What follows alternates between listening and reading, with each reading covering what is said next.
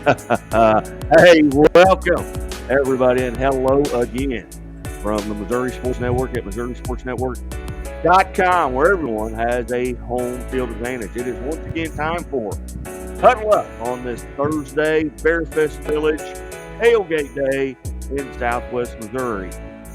Austin Bradley, Darren Archer, myself, Guy Newcomb, and I tell you what, when it comes to radio satire, this man knows where it's at. Johnny McNeil, and why he don't go get it, I don't know.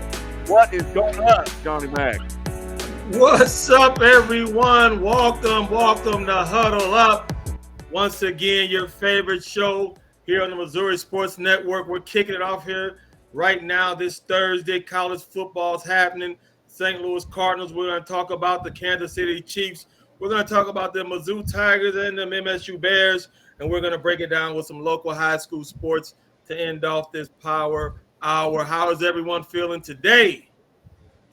I'm doing great. Feeling good. Good. Ready to go.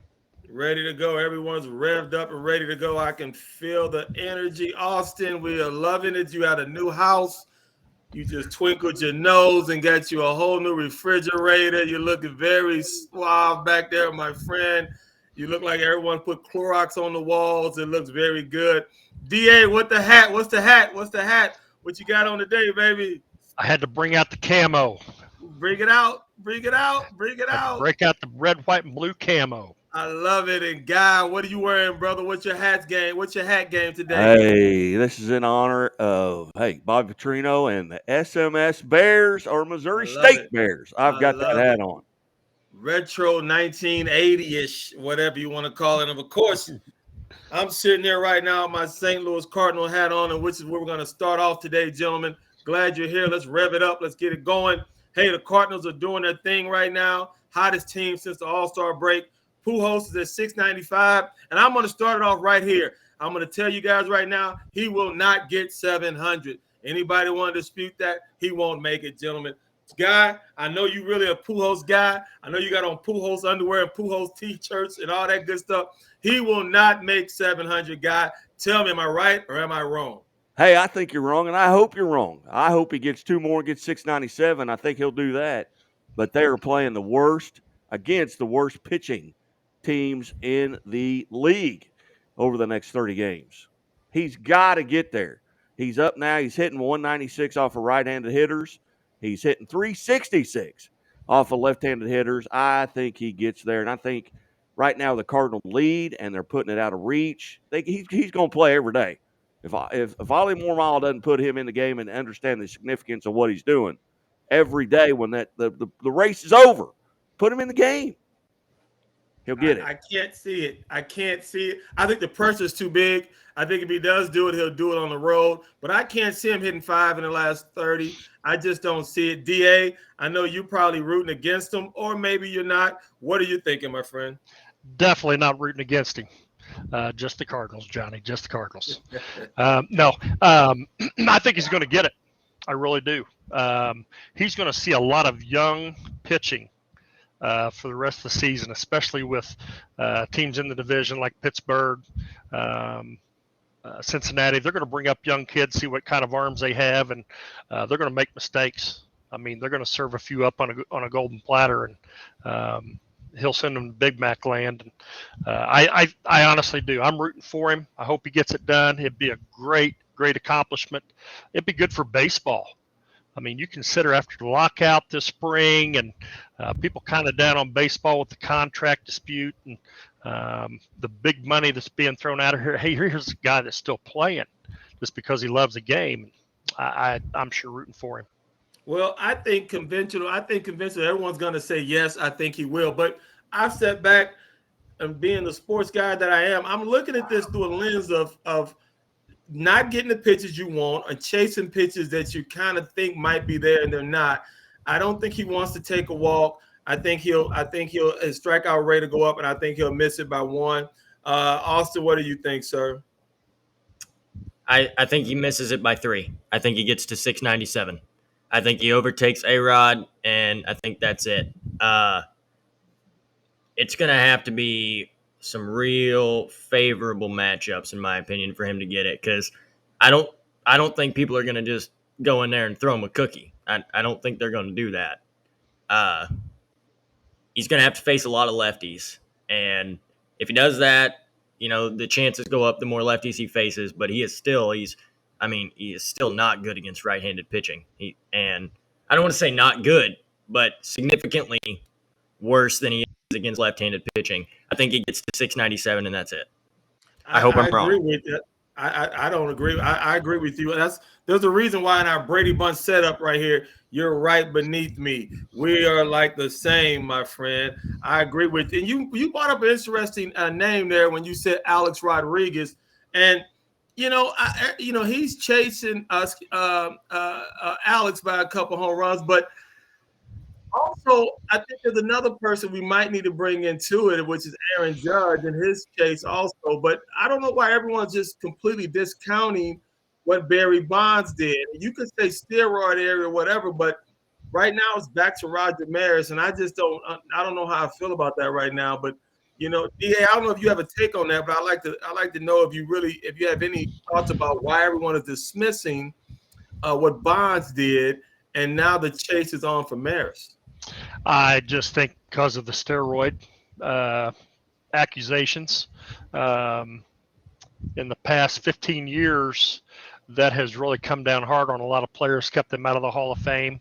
I think it'd probably, and to be honest, it'd be easier to name who wasn't on steroids in that area as opposed to who was, if we're going to be very honest about things. But I mean, you're talking Mark McGwire, Roger Clemens, amongst many, many more that are first ballot Hall of Famers that are probably not going to get in just because of the steroids. And it's still an accomplishment. I hate to see the asterisk. People mention the asterisk or the the steroids or what have you. He still got it done, and you can even go back as far as Pete Rose. I don't know. It's up for debate, and I have my thoughts, but once again, 50% are going to agree with me, 50% are not, and I think that's kind of where it's at right now. Look, let's please not bring math back into this equation, knowing how bad Austin was last week with the math deal. But Austin, I'm gonna let you hit before I bring the slugger in, the home run hitter, Mr. Guy Newcomb. What are your thoughts on him and not really chasing Bonds anymore, but chasing Maris? That's such a tough conversation to have. I really feel that way. Because you look at it, they just handed Tatis an 80-game suspension and he wasn't using. Apparently, he was using a steroid to treat ringworms. These guys in that time, they were using steroids knowing that it was going to help them hit home runs. So when you look at it that way, you say, well, maybe there should be, but at the same time, just like DA said, you go way back in that time, it was everybody knew it. Everybody knew each other were using steroids. So it's a tough conversation to have. And I don't feel like it's my place to make a call, honestly. I do think that Barry Bonds is definitely overlooked in a lot of areas, and he shouldn't be, because at the end of the day, I think even McGwire is acknowledged.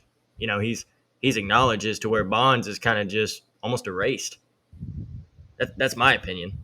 Yeah, no, that's a great opinion. I just don't think I've never thought that steroids. I think it enhanced your body and your ability to continue to play and your ability to generate strength. But to barrel up a ball at 95 miles per hour is a talent. And Barry Bonds was one of the best hitters, not just for power, that I've ever seen with my own eyes. Mr. Newcomb, give us your take on this whole chase of history by Mr. Aaron Judge. Well, I think number one, it comes down to with regards to the media and their ability to talk about Judge and Maris they kind of coined it off as an American League record. This is a Yankee record.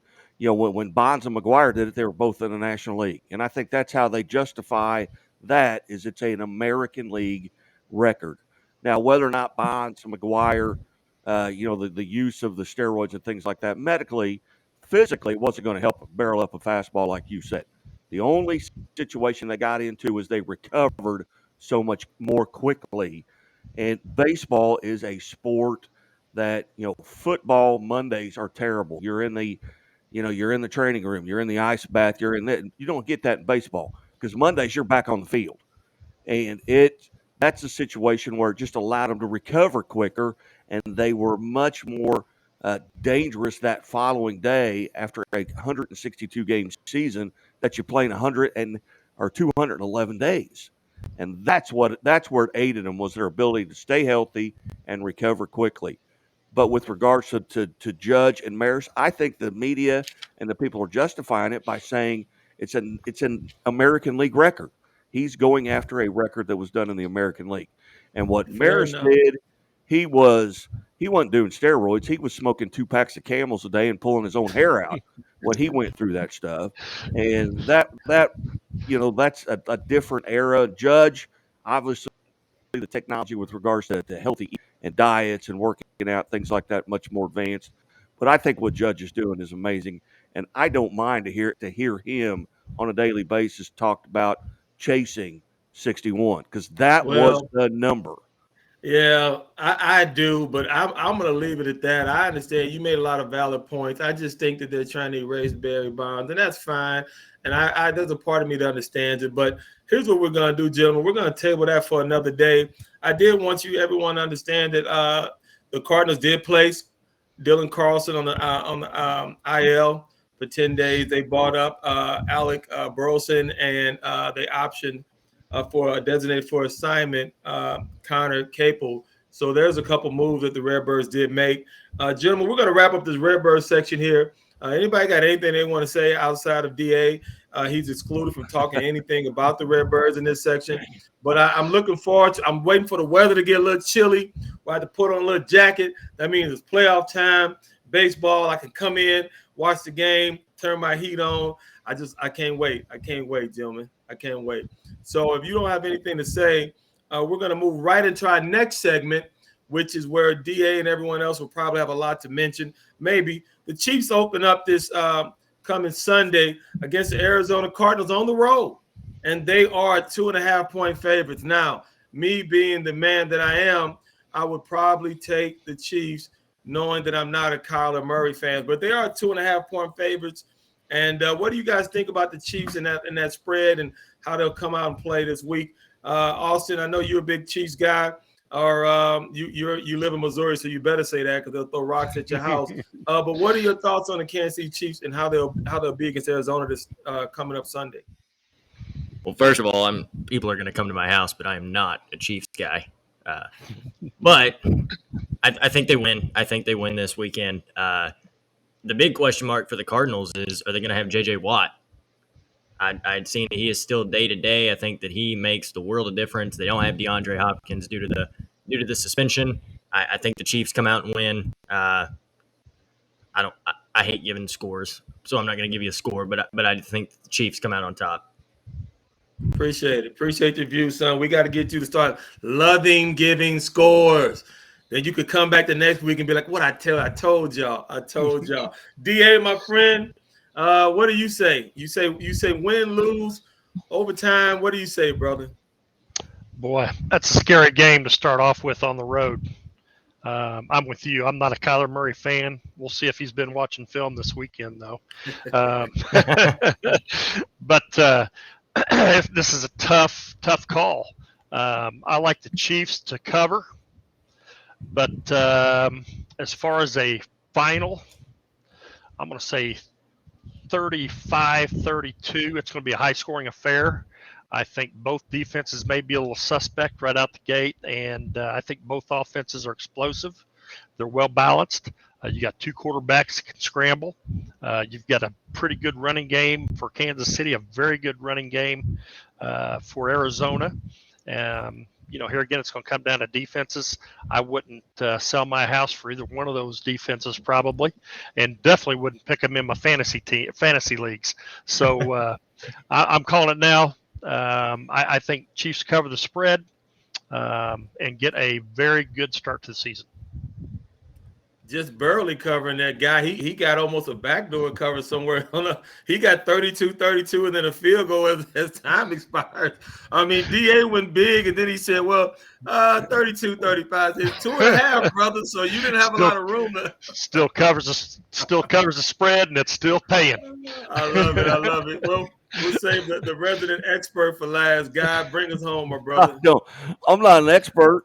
I didn't even know DeAndre Hopkins was out. I picked him last night in my fantasy league. What the heck is going on?